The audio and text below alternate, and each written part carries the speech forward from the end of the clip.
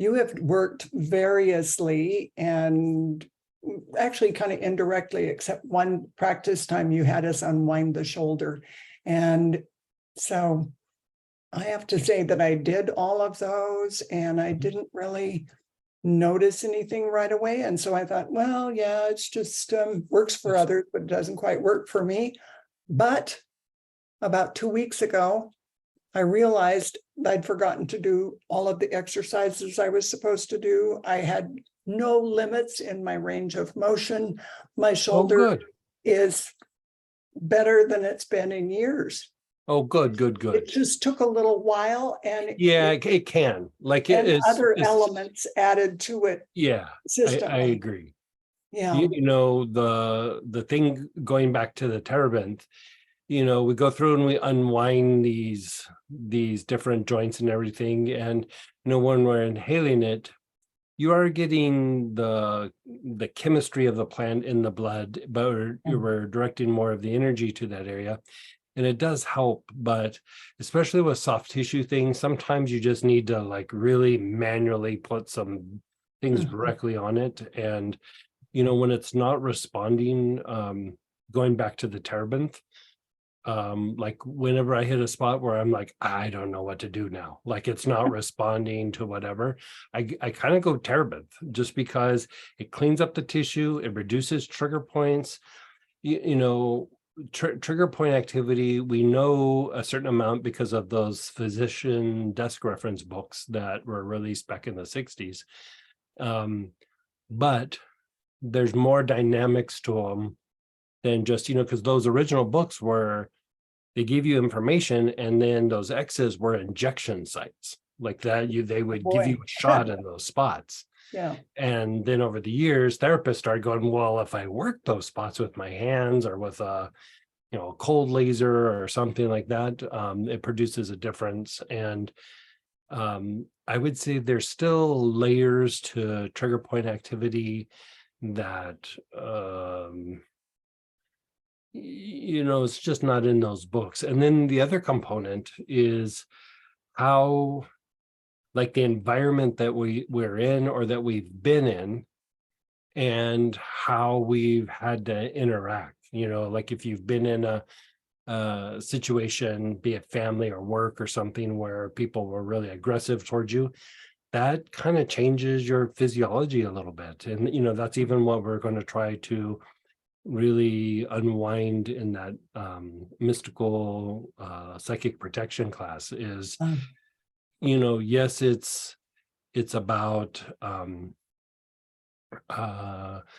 protecting yourself, but it's unwinding the like specific the conditioning that happens from the different things in the environment, you know, be it, I mean, even aggressive marketing has a psychic kind of attack feel to it. You know what I mean? Yep. Like there is so many things that just bombard our system that we're not just super aware of because it's just kind of normal.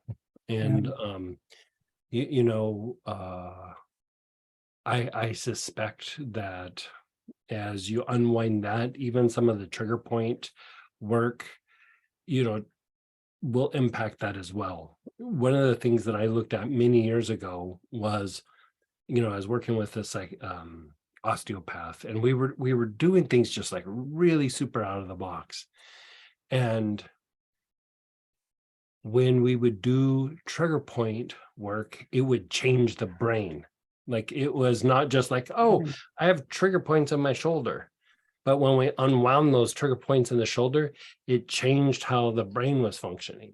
And, you know, he could feel that with his hands. I was looking at it energetically, but we were even starting to put people on machines where we could go through and monitor them before and after, you know, brain activity. And, you know, you treat something in the hip or in the knee or down the shin or something, and you don't think much of it.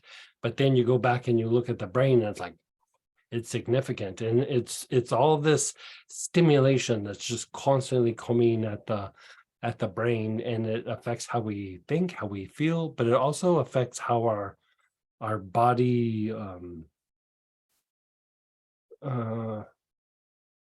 there's just like a tension that builds up. Mhm. You know, we used to sit around and like try to figure out like what to name it or how, like what's it like associated with. And I don't know that we ever came up with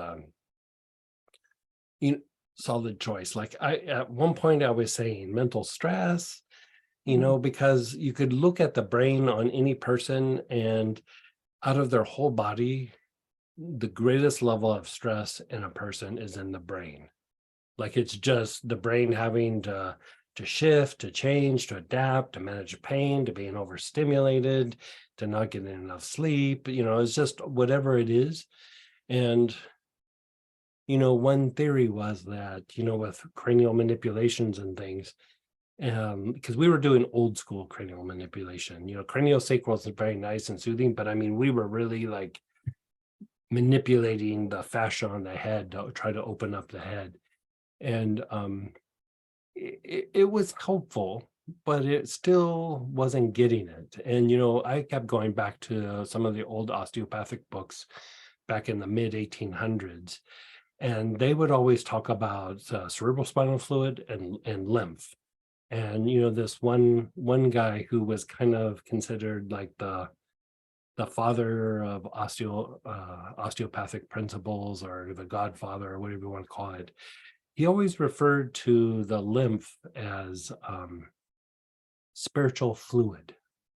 And I thought, here's a guy who's not talking about anything spiritual, but like we get into the lymph and he starts talking about the lymph as being spiritual fluid. And then you kind of go back and look at some of what the old alchemists say and things that they did and everything.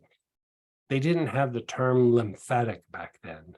Yeah. You know, there were some people talking about some of the mechanisms, but they were talking about how the liver would detoxify and things, but they didn't have what we know now. And yeah, the lymphatic Interesting. system is fascinating. Yeah. So I have one other question that's